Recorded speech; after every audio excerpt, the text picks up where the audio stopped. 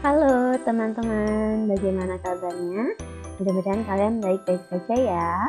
Pada hari ini kita akan melanjutkan materi Bahasa Indonesia kelas 5 bab 2 buku Jendela Dunia. Materi yang pertama kita akan membahas tentang unsur intrinsik cerita. Ini ada 5 ya teman-teman.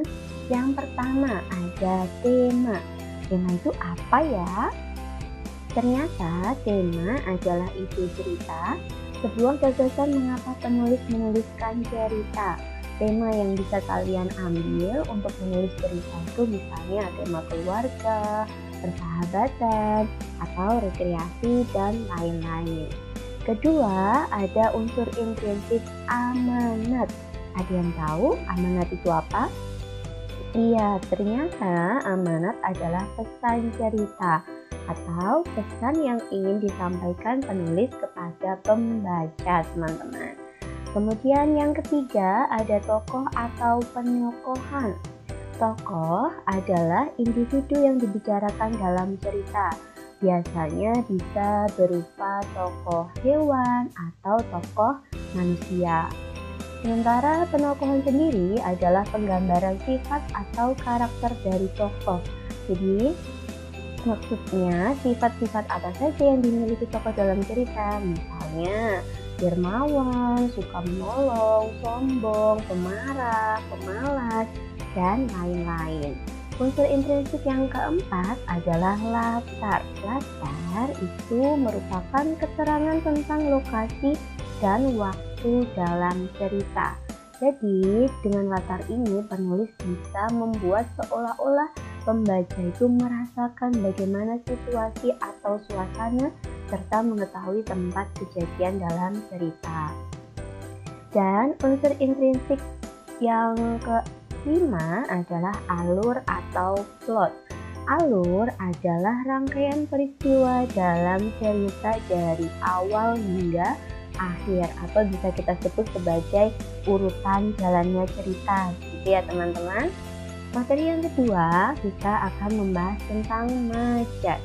Majas adalah gaya bahasa dengan makna kiasan yang dipilih penulis untuk menyampaikan kesan.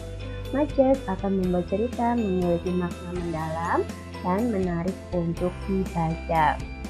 Pada pertemuan kali ini, kita hanya akan membahas tentang 3 majas teman-teman.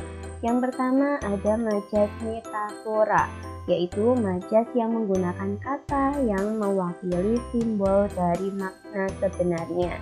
Jadi bukan makna yang sesungguhnya ya teman-teman, hanya kiasan. Contohnya, rumah itu habis dilalap si jago merah dalam waktu 2 jam. Arti kata si jago merah ini adalah apa teman-teman, ada yang tahu? Iya, betul sekali. Si jago merah ini mewakili arti dari api ya teman-teman, jadi bukan jagonya berwarna merah, tidak seperti itu ya. Lalu yang kedua ada majas personifikasi, yaitu majas yang menggunakan sifat manusia dalam menggambarkan sebuah benda. Jadi bendanya itu seolah-olah memiliki sifat seperti manusia teman-teman.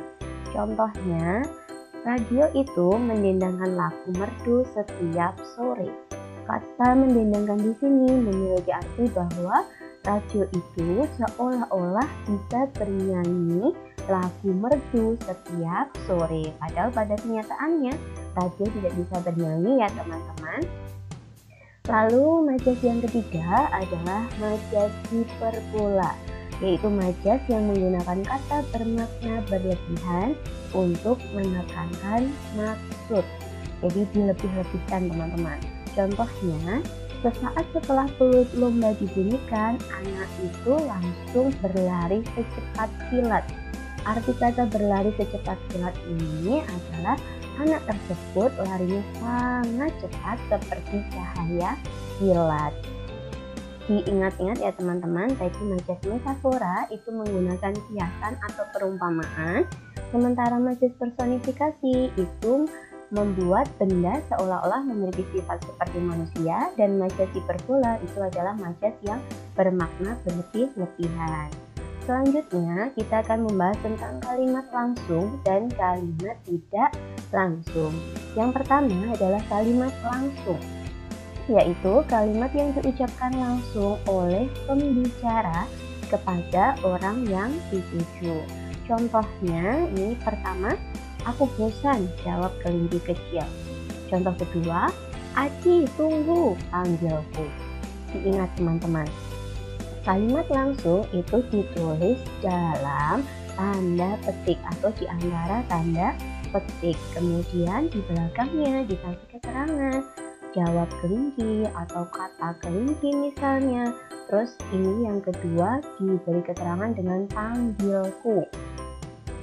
Kita akan membahas juga tentang perbedaan kalimat langsung dan kalimat tidak langsung. Ternyata kalimat langsung itu bisa diubah menjadi kalimat tidak langsung, tapi kita harus memperhatikan beberapa perubahan kata ganti. Seperti ini, kata saya atau aku dalam kalimat langsung akan berubah menjadi dia dalam kalimat tidak langsung. Dan kata kami dalam kalimat langsung akan berubah menjadi kata mereka dalam kalimat tidak langsung. Kata kamu dalam kalimat langsung juga akan berubah menjadi kata saya dalam kalimat tidak langsung. Kata kalian atau kita dalam kalimat langsung akan berubah menjadi kami dalam kalimat tidak langsung. Lalu kata kalian dalam kalimat langsung akan berubah menjadi kata kami dalam kalimat tidak langsung. Paham ya teman-teman? Kita lanjutkan. Yang kedua, kita akan membahas tentang kalimat tidak langsung. Kalimat yang mengutarakan kembali isi perkataan pembicara dalam bentuk kalimat berita. Contohnya begini teman-teman.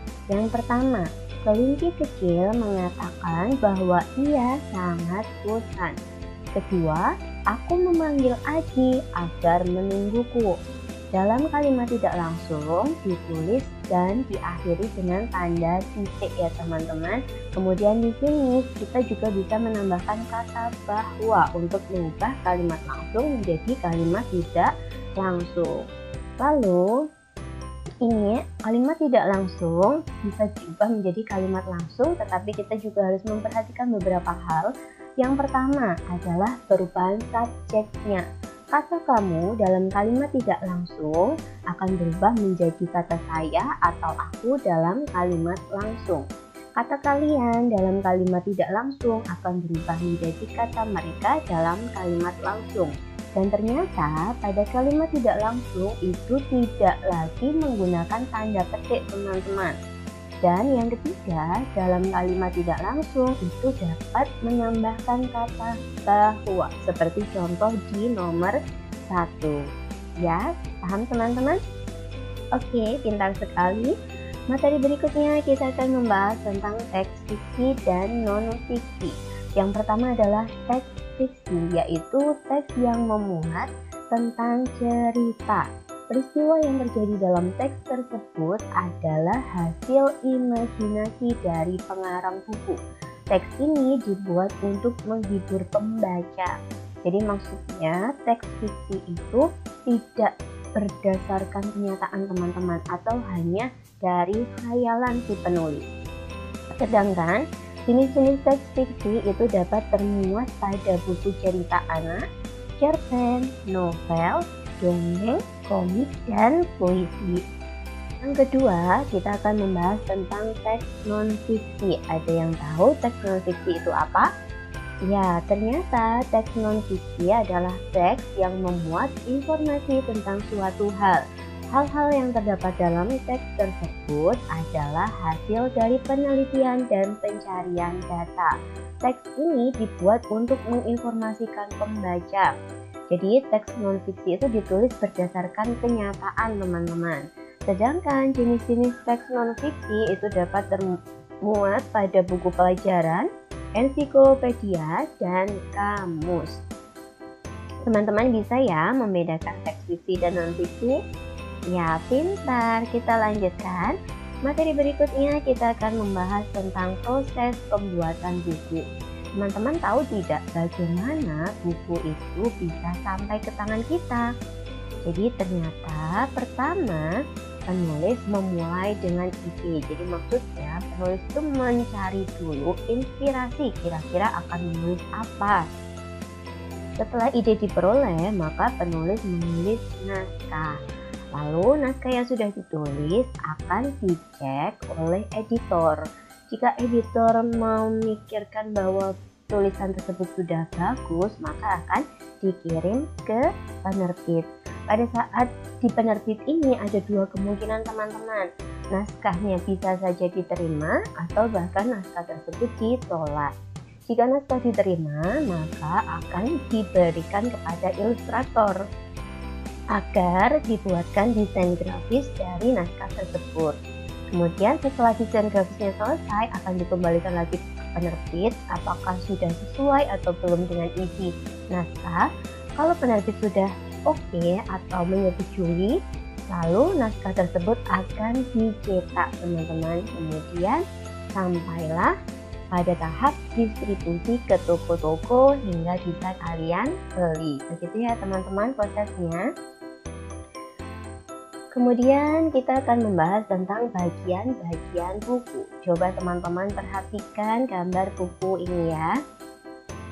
Di bagian sampul depan itu ada tulisan ekosistem hutan. Kira-kira itu menunjukkan bagian apa ya teman-teman? Iya, ternyata ini menunjukkan bagian judul. Lalu bagaimana dengan gambar-gambar yang ada di halaman depan ini teman-teman? Ini bagian apa? Iya, pintar sekali. Gambar ini merupakan bagian dari ilustrasi. Sedangkan kata M. Suwardi ini bagian apa teman-teman? Iya, ternyata ini adalah bagian dari nama penulis buku. Lalu bagian yang berwarna coklat ini disebut dengan bagian punggung buku. Dan sampul belakang ini disebut dengan bagian belakang buku. Biasanya di sampul ini termuat sinopsis atau kesimpulan atau rangkuman dari buku tersebut teman-teman. Dan di bagian dalam itu ada bagian halaman buku.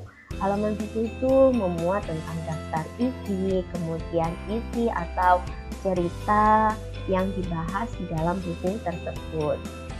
Begitu ya teman-teman. Selanjutnya kita akan membahas tentang langkah-langkah menulis. Apa yang harus kita lakukan sebelum kita menulis? Ternyata langkah pertama kita harus menggali ide. Ide yang bisa kita tuangkan dalam tulisan kita itu berupa liburan menyenangkan, ketika aku sakit, bermain bersama sahabat, dan lain sebagainya. Setelah kalian memilih ide-ide ini, maka langkah kedua kalian harus membuat kerangka. Kerangka ini dibuat dalam bentuk paragraf. Jangan lupa untuk menuliskan judul cerita juga ya teman-teman. Kalau kalian sudah membuat kerangka, langkah ketiga adalah membuat revisi, yaitu mengecek kembali apakah tulisan kalian sudah baik dan rapi. Gunakan daftar di bawah sebagai panduan. Yang pertama yang harus kalian cek adalah penulisan judul sudah sesuai dengan isi atau belum. Yang kedua yang harus kalian cek adalah tema atau tujuan penulisan sudah sesuai dengan isi cerita atau belum teman-teman. Yang ketiga yang harus kita cek adalah tulisan sudah menggunakan huruf besar atau kapital dengan tepat atau belum. Dan yang harus kita cek terakhir itu adalah tulisan sudah menggunakan ejaan dengan tepat atau belum ya teman-teman. Itulah 3 langkah yang bisa kita lakukan untuk menulis. Sekiranya itu yang bisa saya sampaikan pada hari ini, kurang lebihnya saya mohon maaf. Sampai jumpa di video berikutnya. Semangat belajar ya!